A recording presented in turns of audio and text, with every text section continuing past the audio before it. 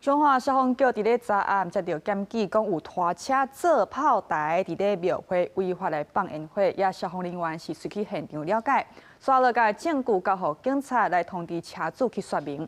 另外，庙方放烟火是无申请许可，等查证若确定讲是事实，就会依法来处罚。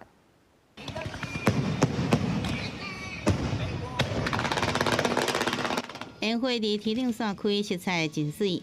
庙会活动定定会放烟火表演。中华花坛一个景标13举办庙会活动，伫暗时6点到8点，总共放200烟火，甚至也请大吊车来放炮啊，也吸引不少人到现场来观赏。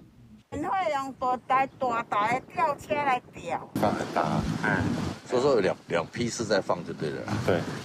不过，中华关消防局也接到民众检举，这场庙会放烟火无申请，而且现场也找一台拖车做炮台来放烟火。